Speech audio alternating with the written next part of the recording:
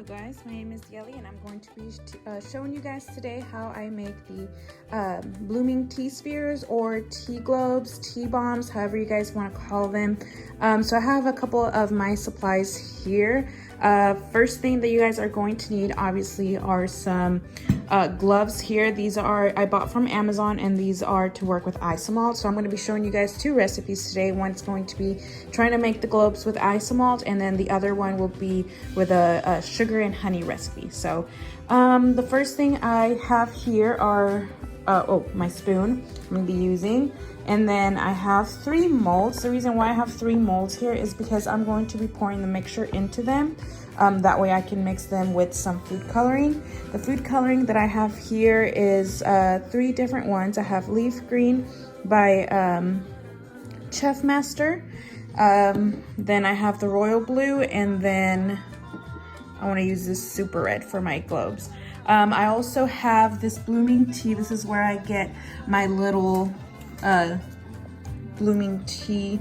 It pretty much, instead of having the tea packets, which will I don't know, I don't really like using them. I like using this because once you put this inside the bomb and then you pour the bomb in there, it just looks a lot better because this little flower will just expand and it'll look nicer for your customers. So it comes in a little baggie like this, and then once you open it up, it looks like that. And then I have my 50 ml molds right here. I'm going to be using these today to be, and I cut them out because it's just a lot easier to work with. If you use them and you have the full mat that you bought, it's just harder to work with them. It's better if you cut them out and just do one individual one at a time. And then I have the mini cupcake liners. The regular cupcake liners I find are too big, so these are a perfect size to package your tea bombs. And then I have these awesome, these are my mug models for the tea. I love using these because they're double insulated and they're extra large mugs. I got these off of Amazon also, and they're clear, so it's perfect for displaying your tea bombs. If you want to show people how they work, you just drop them in there, stir. I have 2 today just because I'm going to be showing you the difference between the Isomalt bomb and then the sugar and honey mixture. And then I have my little cupcake display thing right here to show the bombs, to take pictures, whatever. I also have the silicone mat here. As you guys can tell, I've been using it a lot. That's why it turned a little yellow. I have this here because we're going to be doing the pour and spill method. I just find that method works a lot better for me. So I'm going to be pouring them in here, and then the extra I can reuse, I can reheat and reuse later. So I'm going to go ahead and show you guys here. I have the pot I'm going to be using for the Isomalt, and then the one I'm going to be using for the honey and sugar mixture. Right now, okay, let me tell you guys a little bit about these pots first.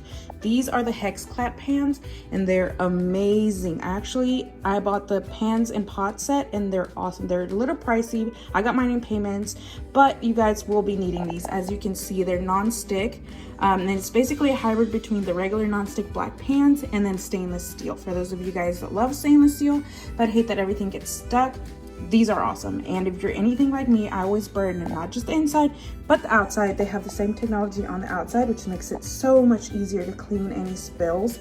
But anyway, I find that these pans work the best when you're pretty much working with anything. They just retain the heat and they make your life easier, because once you put the lid on this, and your Isomalt will cook a lot faster and a lot more even, and you won't end up with the crystals all around your pan.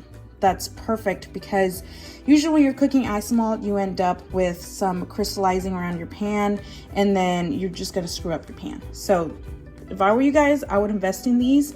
They're obviously not sponsoring this video, but if anybody from HexClat sees this, send me some pans, because I would love to have some more. So we're going to go ahead and pour it. I have here 1 cup of Isomalt, and I have 1/4 cup of water. So I'm going to go ahead and pour the water. My pot is already hot, so we're going to do this quickly.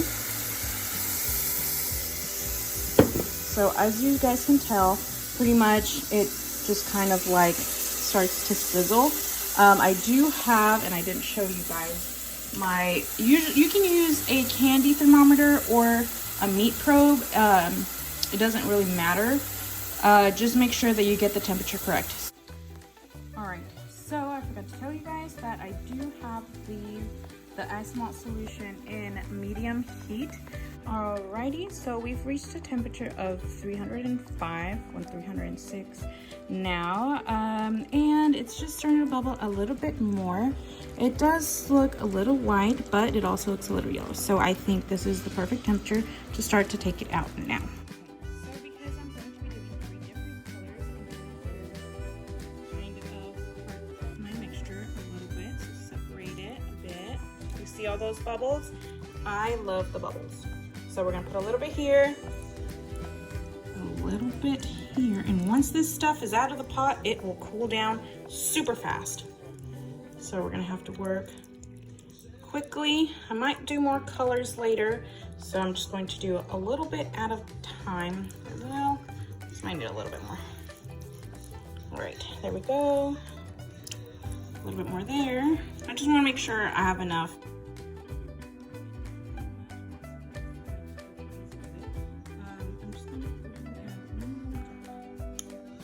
Each one of these. All right guys, so I have moved my Isomalt mixture into this little glass pitcher. I heated it up in the microwave for about 15 seconds, then I poured it into my mold. Now it's time to work. This is really hard to do with one hand. You just kind of move your mixture all around the edges, and you gotta work fast because it's going to start to harden up.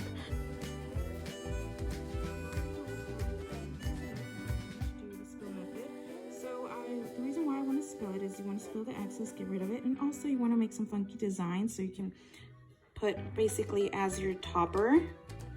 So you just kind of like drizzle it. You can do whatever you want to do, some circles. You can also go in there and dig a little bit with your spoon to take that piece out, just because you want your mold to be as clean as possible, so when you take out your sphere, it's also going to be clean. So I know it looks funky, but it'll look cool as a topper. I'm gonna go ahead and put the phone down so I can take the excess off. And then I will put this in the freezer. So I do recommend you guys using these gloves so you don't burn yourself. You can still feel how hot it is even through the gloves, but it's a lot less heat that your fingers are going to feel. This is the first one that I did, so the edges aren't the best, but I'm gonna go ahead and show you how to pop it out. So you do the same thing, you just kind of, oh, it's so hard to do with one hand. Okay, so you just pull this back and then you get your sphere out. Okay, I'm gonna go ahead and get the other one that I have out of the freezer. So this is what it looks like. This is so cool, guys. Look at that color, look at that green. Okay, so I just put this dish in the microwave so it heats up. And what I'm going to do is I'm going to grab my first sphere, put it in there, twist it a little bit so it can melt these ugly, the rim right here. And it honestly doesn't really matter if you still end up with some of them. The reason why is because since we're not adding the packets or the loose tea on here, since we're adding these little blooming tea ball, it doesn't matter if your edges are completely joined or not because you're not gonna have anything spilling out. So I'm gonna go ahead and put the phone down so I can join these two together. I'm gonna get that one out of the mold and then show you guys what it looks like when it's complete. Half spheres that I got out of my molds. And like I told you guys, you just go ahead and melt each half basically like this. You melt it in here, you twist it a little bit, and then you grab your other sphere and then you just plop it on top and you're good. So that's the same thing I did here. The seams aren't perfect, but they'll do. And then I went ahead and added some foil on top. And then like I told you guys, these little things, you just pick them out and then you put them on top of your sphere. That's what I did there. Now I'm gonna go ahead and grab one of my little cupcake molds. Cupcake liners, and then just gently set the bomb on there. And you guys are all set. So look how beautiful that looks. That is awesome. Oh, I also went and put, I don't know if you guys can see it, but you can, I put the little blooming tea ball in there. Okay, so right now I have my water heating up, so I can go ahead and show you guys how this will look like when it's dissolving. Right now I just want to show you guys, so these are completely cooled down, and this is what I was talking about earlier, how once they're cooled off, you can just pop them out of the mold. This is what the Isomalt looks like, and then you can break it up into little pieces, and like I did, I just put it in a little pitcher and heat it up in the microwave, or you guys can store it in a little Ziploc bag for later if you don't want to. If you just want to have all your Isomalt cooked and prepared, that's pretty much what you can do. Same thing with this other blue. And this is why whenever I pour the mixture, I pour it into a silicone mold, because I can just plop it out. Some people put it in dishes and stuff, and it just gets really hard to get out. Another option is that you can just pour all of it in a silicone mat and then break it up into little pieces as well. But you see how easy this just comes out? Look how cool that looks. Like, that alone looks awesome.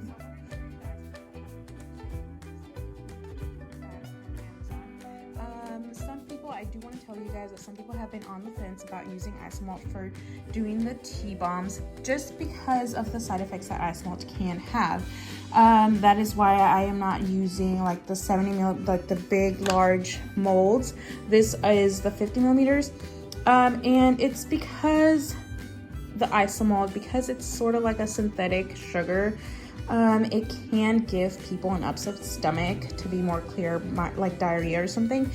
But this is also a good replacement for some of those clients that you might have that are diabetic, and pretty much all their life they have been dealing with synthetics, with alternate sugars. So you could disclaim, you know, this one's made with Isomalt, or this one's made with the honey and sugar mixture for those people that don't want to eat Isomalt. Honestly, I tried it and nothing happened to me, and I'm not diabetic. But you know, everybody's different. I do want to put that out there, that some people do get upset stomachs and others don't. So you can just go ahead and let people know. Okay guys, so I went ahead and dropped our little tea bomb in there. I have my water here. I might make a mess, but I'm gonna go ahead and pour it on there.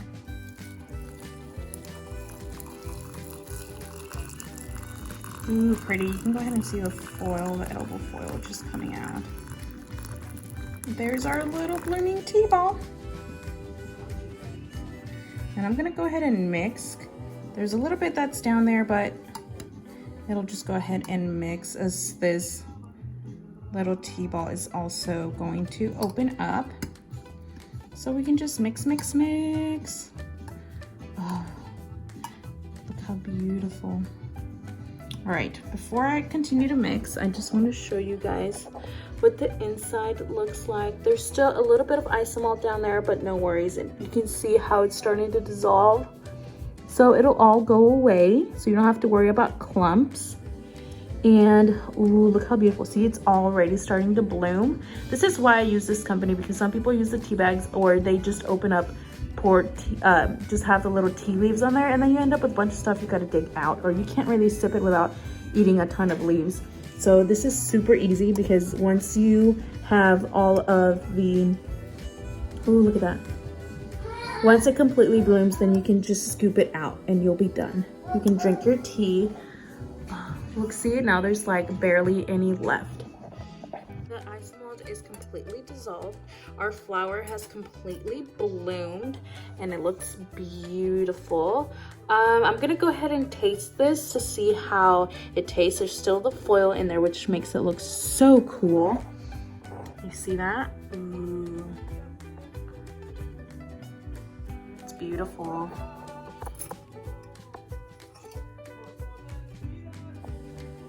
And you guys can actually reuse the little flour inside for up to 3 cups. So this is 1 cup, then I can take it out, let it dry, and then you know, at home if I want some more tea, I can pour some more on top of this flour. It'll still work.